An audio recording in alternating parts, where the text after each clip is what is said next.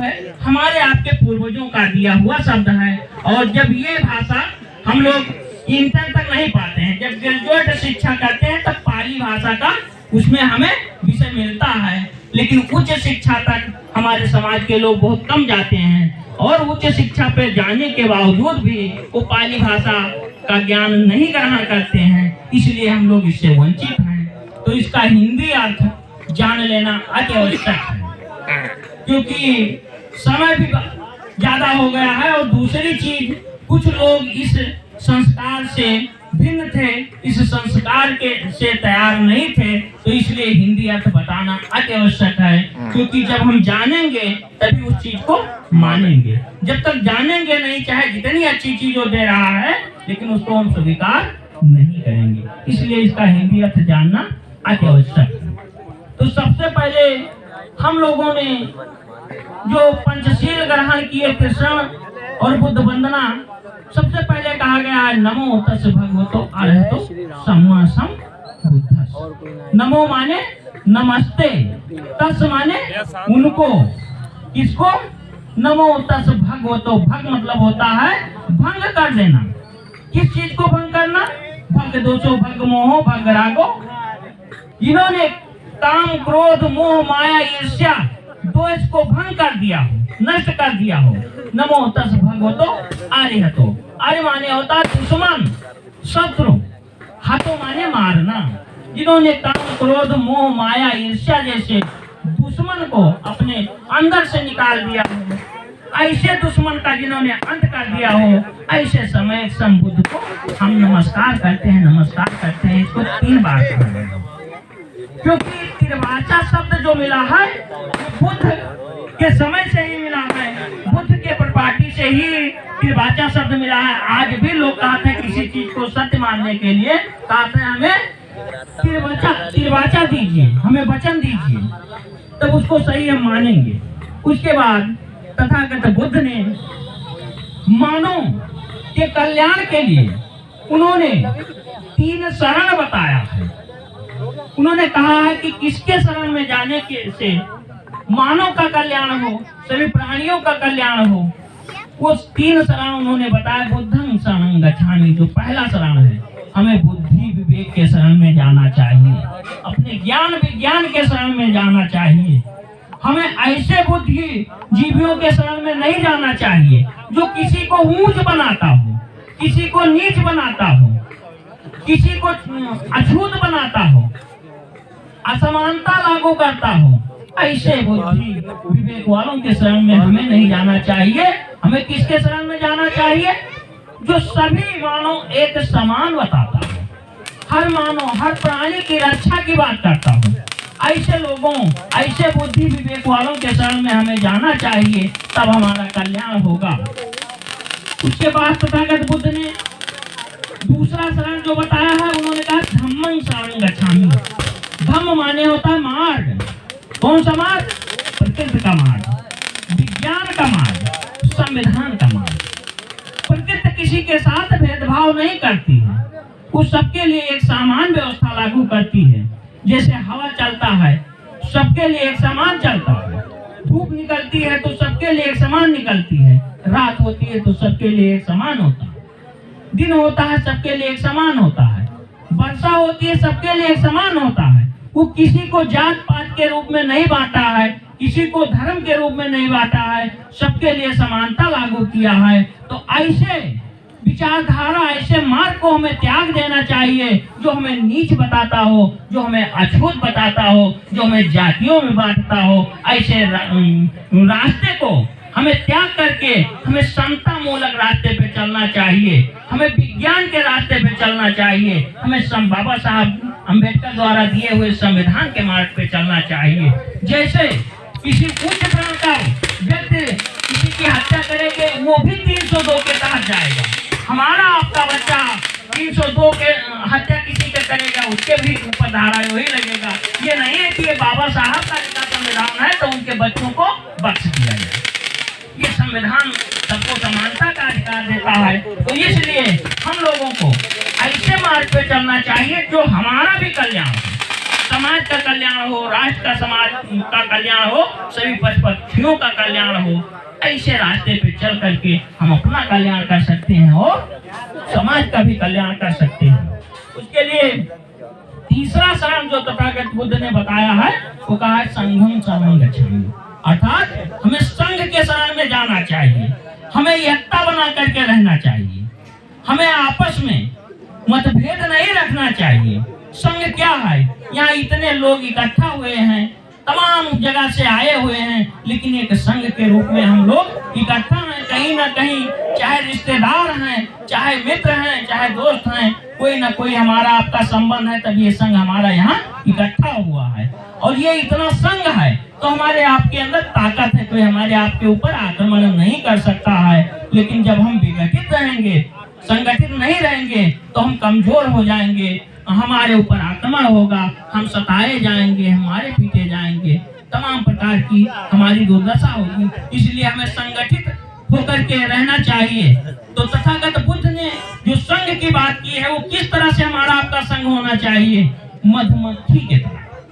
आप लोगों ने देखा होगा कि मधुमक्खी का जो छत्ता होता है उस पे सारी मधुमक्खियां एक दूसरे से अटैच होती हैं, और वही मधुमक्खी के ऊपर जब कोई अटैक करता है, कोई एक कंकर फेंकता है, तो सारी मधुमक्खी एक साथ टूट पड़ती हैं और उनको डंक मार मार करके लहूलुहान कर देती हैं। ऐसा संघ हमारा होना चाहिए, हमें संगठित रहना चाहिए। संगठित रहने से हमारा वैल्यू बढ़ता है। कैसे संगठित? जैसे आप लोगों ने देखा ये अंगूर का गुच्छा रखा हुआ है, ये अंगूर जब तक एक गुच्छे में लगा है तब तक इसका भाव अधिक है, ये 40 रुपया पौवा बिकेगा, और यही अंगूर जब गुच्छे से टूट जाएगा तो 20 रुपया पौवा लेने के लिए कोई तैयार नहीं होगा। अर्थात उसका संगठन टूट गया है, इसलिए उसकी कीमत कम हो गई, उसका वैल्यू कम हो गया है। केला दर्जन में है तो वैल्यू ज्यादा है, और दर्जन से टूट जाएगा तो वैल्यू कम हो जाएगा। इसी तरह से हम आप जब संगठित रहेंगे तो हम मजबूत रहेंगे, सशक्त रहेंगे, और हम लोग सुखी जीवन जिएंगे। ये 3 शरण तथागत बुद्ध ने बताया है।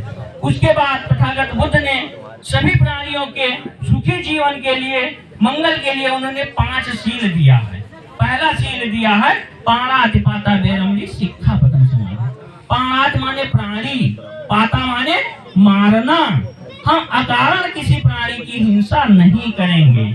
सिक्खापदं समाधि, सिक्खा माने होता है सिर, पदम माने पैर।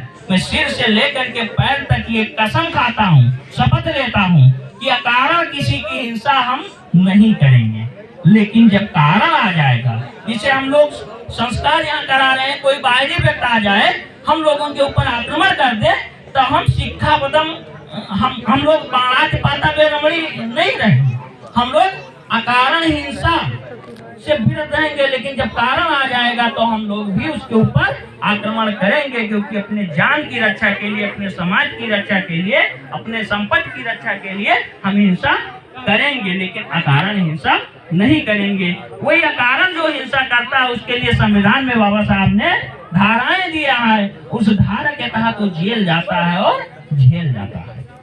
दूसरा शील जो तथागत बुद्ध ने बताया है वो कहा है अदिन्ना दाना वैरमणि सिक्खापदं समाधि। आ माने होता नहीं, दाना माने वस्तु, अर्थात किसी का कोई वस्तु बिना दिए न लेने की हमें शिक्षा ग्रहण करना चाहिए। अर्थात चोरी न करने की शिक्षा ग्रहण करना चाहिए, क्योंकि जो चोरी करते हैं वो सुखी नहीं होते हैं, वो अपमानित होते हैं, वो जगह जगह जलील होते हैं, और बड़ी चोरी करते हैं तो भारतीय संविधान के तहत वो जेल जाते हैं, और खुद दुखी होते हैं, और पूरा परिवार और समाज, नात, रिश्तेदार भी कष्ट में होते हैं। तो इसलिए इन सब चीजों से हमें विरत रहना चाहिए। ये सिर से लेकर के पैर तक हमें शपथ लेना चाहिए।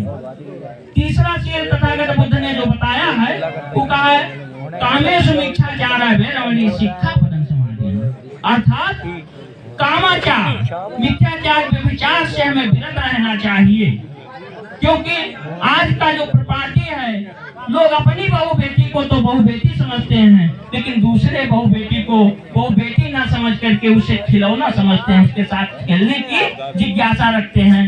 इसके लिए हमेशा अपने समाज में सबसे ज्यादा बुराई अगर है तो ये तीसरी शील का भंग होने की वजह से है। उसके लिए संविधान में जो धारा 376-77 है, ये इन्हीं के अंतर्गत आता है। जो इस सील का भंग करते हैं, इस सील को तोड़ते हैं, वो 376-77 के तहत जेल जाते हैं। और जिनके ऊपर 76-77 लगा है, उनसे पूछे की जरूरत नहीं है कि उनके परिवार का क्या हाल होगा, वो खुद जानते हैं। कतरा सुखी है। तो इन सब चीजों से हमें विरत रहना चाहिए। इसके लिए तथागत बुद्ध ने बताया है कि पुरुष को अपनी पत्नी छोड़ करके पराई पत्नी न गमन करने की शिक्षा ग्रहण करना चाहिए। अर्थात अपनी से उम्र में जो कोई महिला बड़ी है तो उसे अपने माँ के तुल्य समझना चाहिए। अपने से उम्र में बराबर है तो उसे अपने बहन के रूप में जानना चाहिए। अपने से उम्र में छोटी है तो अपने छोटी बहन या पुत्री के रूप में जानना चाहिए। जिस दिन से पुरुषों के अंदर ऐसी भावना आ जाएगी, वो उस दिन से ये मिथ्याचार अपने आप खत्म हो जाएगा। यही चीज तथागत बुद्ध ने महिलाओं के लिए कहा है कि महिला अपना पति छोड़ करके पराई पति न गमन करे। अपने पति छोड़ करके पराये पुरुष जो है, अपने से उम्र में बड़ा है तो उन्हें अपने पिता तुल्य समझना चाहिए। अपने बराबर हैं तो उन्हें अपने भाई तुल्य समझना चाहिए। अपने से छोटा है तो अपने छोटा भाई या पुत्र जैसा मानना चाहिए। तो कोई ऐसा कुकर्मी नहीं है कि जो अपने माता के साथ, अपने बहन के साथ, अपने पुत्री के साथ कुदृष्टि रख सकता है। और कोई ऐसी महिला भी नहीं है जो अपने पिता के साथ, अपने भाई के साथ, अपने छोटे भाई या पुत्र के साथ कुदृष्टि कर सकता है।